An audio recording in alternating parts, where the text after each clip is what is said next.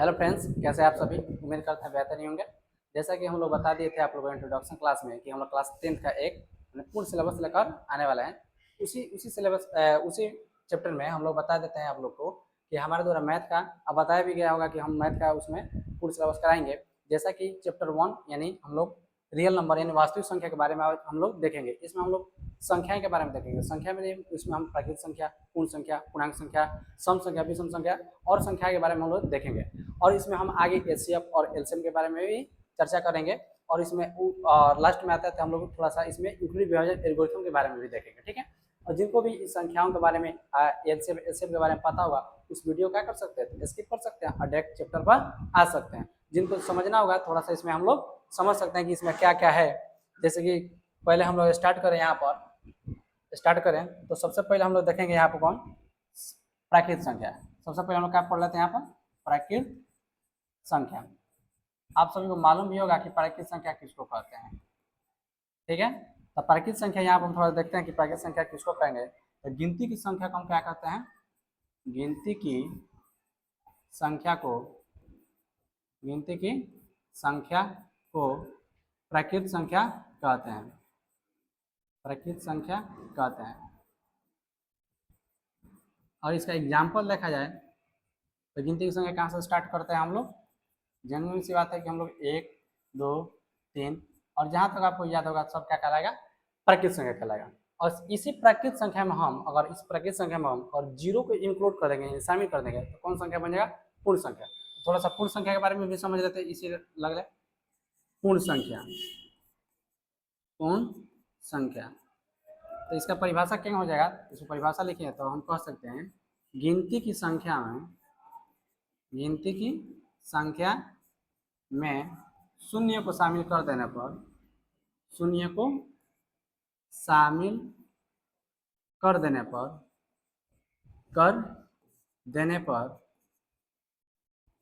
क्या बन जाता है, पूर्ण संख्या बन जाती है। पूर्ण संख्या बन जाती है।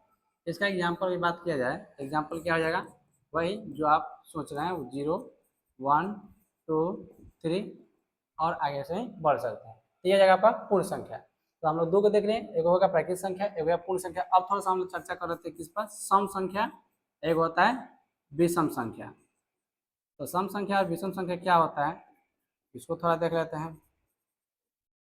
सम संख्या उसको कहेंगे, ऊपर वाला यहाँ पर सम संख्या हम उसको कहेंगे जो 2 से इसको हम डिवाइड करते हैं, भाग करते हैं तो पूरा पूरा कट जाए यानी पूरा पूरा विभाजित हो जाएगा तो उसको हम क्या कहेंगे, सम संख्या। तो इसमें लिख देते हैं कि वैसी संख्या, हाँ इसका नोट्स भी आप बना सकते हैं, वैसी संख्या जो 2 से पूरी तरह विभाजित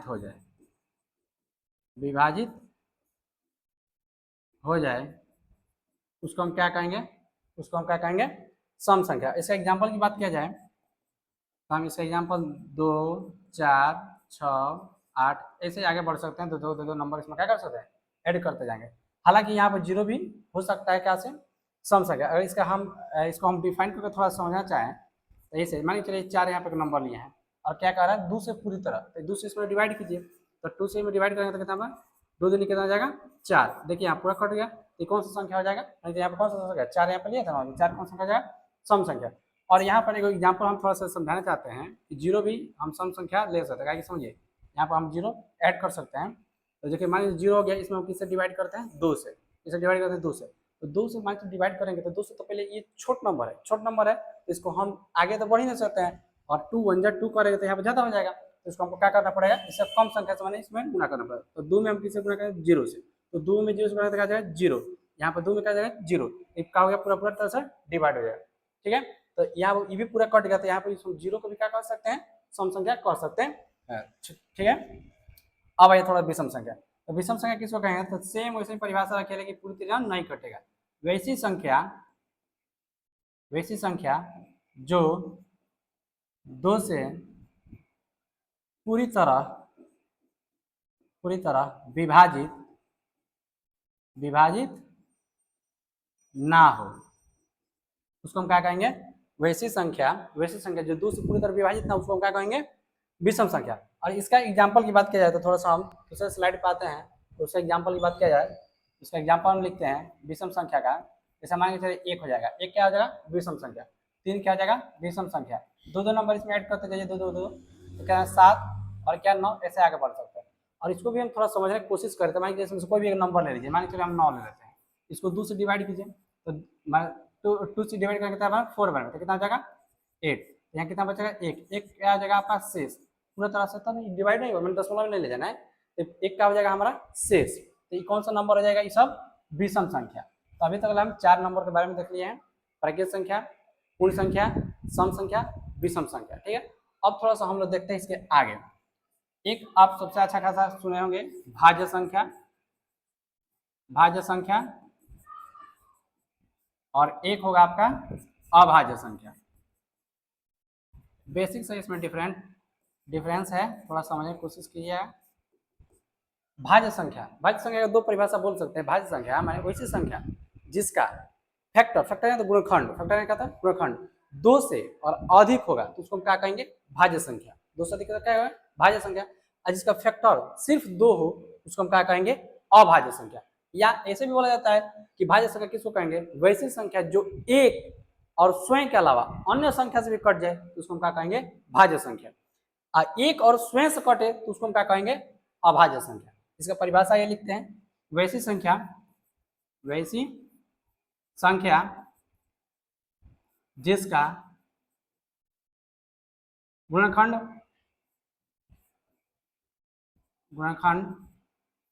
कितना 2 से अधिक हो, 2 से अधिक हो उसे क्या कहेंगे, उसे हम लोग क्या कहेंगे भाज्य संख्या कहते हैं। एग्जाम्पल इसका सोचा जाए तो क्या होगा, इसका एग्जाम्पल क्या जाएगा, एग्जाम्पल ले लीजिए 2 से अधिक, इसमें क्या होगा गुणनखंड 2 से अधिक। गुणनखंड क्या होगा, अभी इस पूरे संख्या पढ़ लेने के बाद हम गुणनखंड ये सिखाएंगे गुणनखंड क्या होता है। जैसे मान लीजिए 2 से अधिक का है तो मान लीजिए इसमें सबसे पहले सबसे छोटी और बात किया जाए छोटी भाज्य संख्या का तो 4 होता है, उसके बाद क्या जाएगा 6, उसके बाद क्या जाएगा 8, ऐसे ही हम 9 भी हो जाएगा इसमें 9, उसके बाद क्या जाएगा 10, ऐसे आगे बढ़ सकता है। अब गुणनखंड क्या होता है ये थोड़ा सा और चर्चा करना तो कर लेते हैं। जैसे मान लीजिए 4 एक संख्या हो गया तो गुणनखंड का मतलब किस माने जो संख्या है ना किस किस का टेबल में किस किस के पहाड़ा में आ सकता है, आगे पूरा बताएंगे इस बारे में। तो मान लीजिए 4 है तो एक का टेबल में आता है, एगो 2 का आता है, एगो खुद 4। इसका गुणनखंड मान चलिए 1 से भी कटेगा, 2 से भी कटेगा और 4 से भी कटेगा। तो गुणनखंड कितना हो जाएगा यहाँ पर देखिए 1 2, 2 से अधिक हो रहा है अब 3 हो रहा है, तो इसी को क्या कहेंगे भाज्य संख्या। अब यहाँ पर समझिए अभाज्य संख्या, अभाज्य संख्या क्या हो जाएगा तो सेम वैसे लिखिए वैसी संख्या, वैसी संख्या जिसका गुणनखंड वैसी संख्या जिसका गुणनखंड, थोड़ा सा एक मिनट, वैसी संख्या जिसका गुणनखंड कितना सिर्फ 2, यहाँ पर क्या लिख सकते हैं सिर्फ 2 ही होता है, उसे क्या कहेंगे, उसे अभाज्य संख्या कहेंगे, अभाज्य संख्या कहते हैं।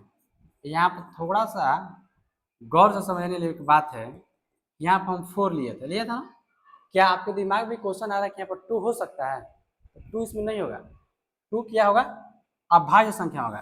क्या कि 2 का आप जब तोड़िएगा ना, यहाँ पर थोड़ा ध्यान समझिए और 2 के बारे में आप सोचिएगा तो ये 1 का टेबल में आएगा यानी 1 के पहाड़े में आएगा, ये खुद किसके पहाड़े में आएगा 2 के पहाड़े में। तो इसका गुणनखंड देखिए, गुणनखंड कितना है 2 आ रहा है, तो किसमें आ जाएगा सिर्फ 2 गुणनखंड हो तो उसको क्या कहेंगे अभाज्य संख्या। इसका एग्जाम्पल स्टार्ट होता है 2 से, फिर आ जाएगा 3 आ जाएगा, फिर 5 आ जाएगा, फिर 7 आ जाएगा, फिर उसके बाद क्या आ जाएगा 11, ऐसे ही आगे भी बढ़ सकते हैं। एक और एग्जाम्पल है ये मैंने इसमें से 7 ले लेते हैं, तो 7 बताइए किसका एग्जाम्पल, एगो 1 के टेबल में आएगा, एगो खुद 7 का, बस है। और इसमें और आगे एग्जाम्पल में बढ़ते जाइएगा तो मान के चलिए 17 ले लीजिए, एक बताइए 19 लीजिए, अब बताइए एक ले लीजिए 23, अभी आगे एग्जाम्पल और भी हो सकता है। तो बताइए 17 बताइए, 17 के बारे में थोड़ा सा 17 के बारे में जानिए कि 17 बताइए किसके किसके टेबल में आएगा, एगो 17 किसके टेबल में आएगा, एगो 1 का, एक खुद 17 का। हमारे जिसका सिर्फ कितना गुणनखंड हो 2 गुणनखंड, उसको हम क्या कहेंगे अभाज्य संख्या, उसको हम क्या कहेंगे अभाज्य संख्या। तो अभी तक हमको कितना नंबर बारे में देख लिया, थोड़ा सा एक बार देखिए। प्राकृत संख्या, गिनती की संख्या को हम क्या कहते हैं, प्राकृत संख्या। जरूरी सी बात है कि 1 2 3 4 5 हम लोग लिखवे करते हैं, तो क्या हो जाएगा प्राकृत संख्या। पूर्ण संख्या किसको कहते हैं, तो गिनती की जो संख्या थी इसमें हम क्या चीज जीरो को क्या कर लेते हैं, शामिल कर देते हैं। गिनती की संख्या ये हो गया, इसमें किसको शामिल कर लिया, जीरो को, तो क्या बन जाएगा पूर्ण संख्या।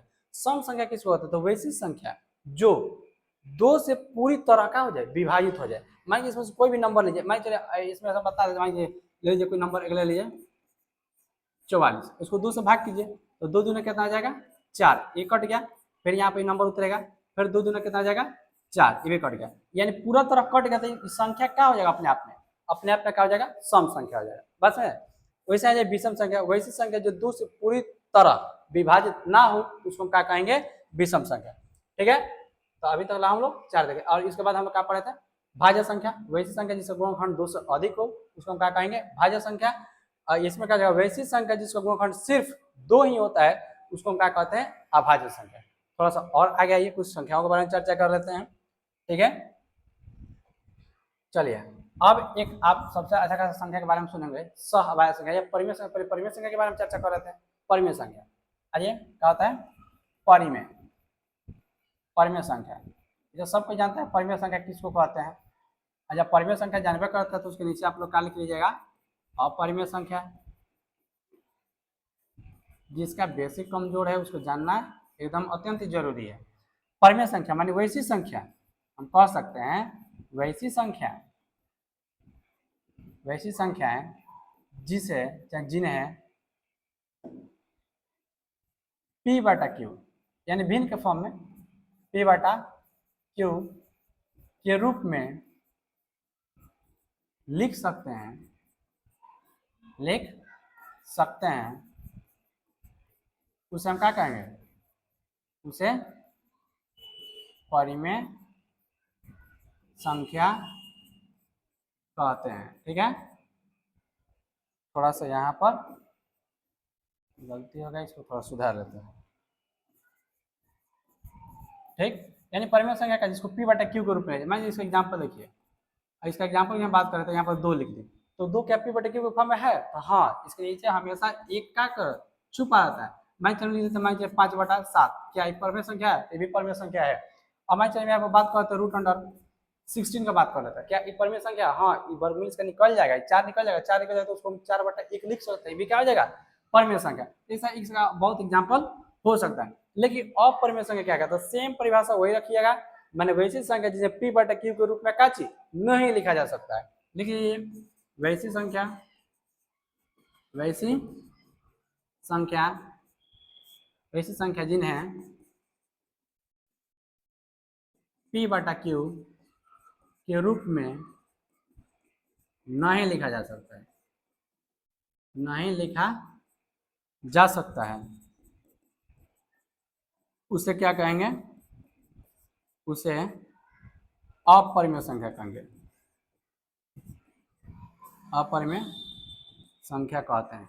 एग्जाम्पल क्या हो जाएगा इसका, एग्जाम्पल इसका एग्जाम्पल की बात किया जाए, मान के रूट क्या हो जाएगा √2, इसको P बटा Q के रूप में हम नहीं लिख सकते, ठीक है। इसका एग्जैक्ट मान ही नहीं मालूम है, यहाँ पर रूट क्या हो जाएगा √3, रूट में क्या हो जाएगा 5, ये सब क्या नंबर है, ये सब क्या हो जाएगा हमारा अपरिमेय संख्या। अब हम लोग का मेन थंबनेल पर क्या बना था, वहाँ पर वास्तविक संख्या।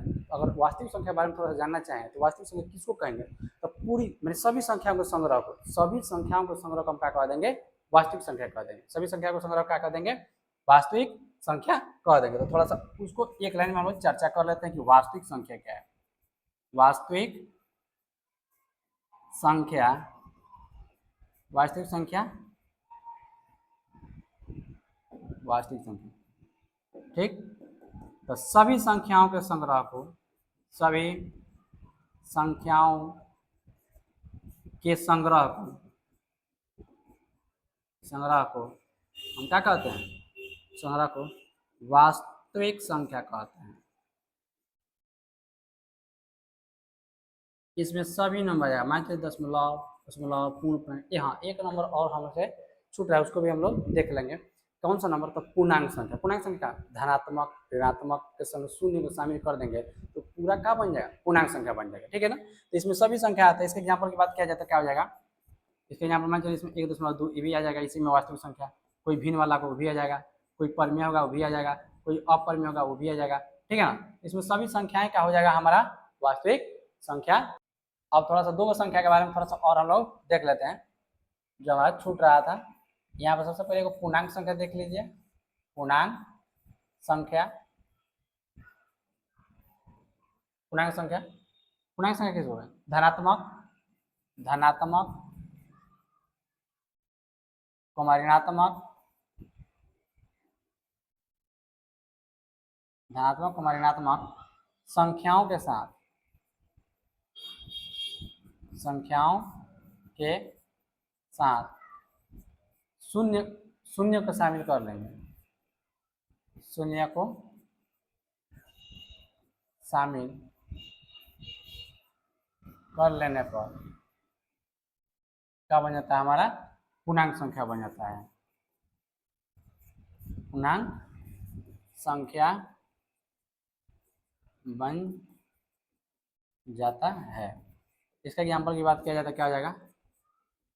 एग्जाम्पल मान चलिए यहाँ से इनफाइनाइट से हम चलते आएंगे, मान चलिए 4 हो जाएगा, 3 माइनस हो जाएगा, माइनस का 2 हो जाएगा, माइनस का 1 हो जाएगा, फिर 0 हो जाएगा, फिर प्लस की संख्याएं हो जाएंगी। तो ये सभी क्या हो जाएगा? ये सभी संख्या क्या कहलाएगा?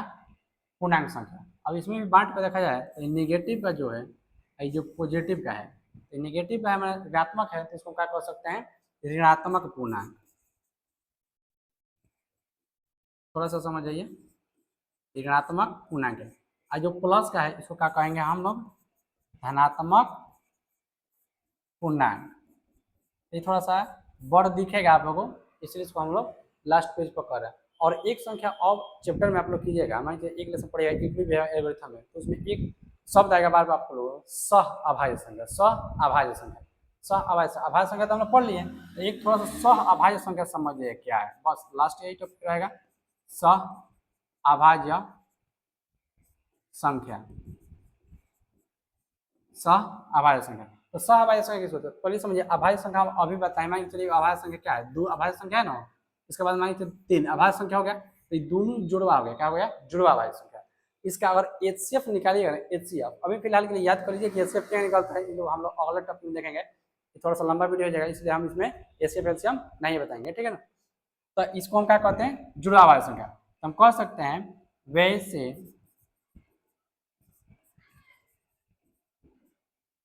जुड़वा भी हो सकता है या जुड़वा भी नहीं हो सकता, मतलब वैसे जुड़वा अभाज्य संख्या जिनका एचसीएफ, जिनका एचसीएफ मैं तो उसको बोलते हैं महत्तम समापवर्तक, मसा जिसको बोलते हैं, कितना होता है? एचसीएफ 1 होता है। एचसीएफ 1 होता है, उसको क्या कहते हैं? उसे क्या कहते हैं? सह अभाज्य संख्या, सह अभाज्य संख्या कहते हैं। इसका एग्जाम्पल की बात किया जाए तो यहाँ पे एग्जाम्पल हम थोड़ा सा आपको समझाए ही हैं, देख लीजिए एग्जाम्पल। मान के लिए आप 2 और 3 का निकालिएगा एचसीएफ, तक उतना ही एक आएगा।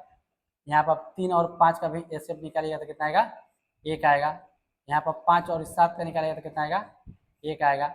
वैसे मान चलिए 11 और 13 का निकालिएगा तो कितना आएगा? 1 आएगा, ठीक है। तो इस वीडियो में इतना ही रहने देते हैं, काफ़ी लंबे वीडियो भी हो जाएगा। खाली इसमें हम लोग संख्याओं के बारे में समझें। इसके अगले वीडियो में हम लोग एचसीएफ एलसीएम जो होता है उसके बारे में देख लेंगे, और एल्गोरिथम क्या है उसमें भी हम लोग देख लेंगे, ठीक है। मिलेंगे नए वीडियो में, तब तक लगे जय हिंद।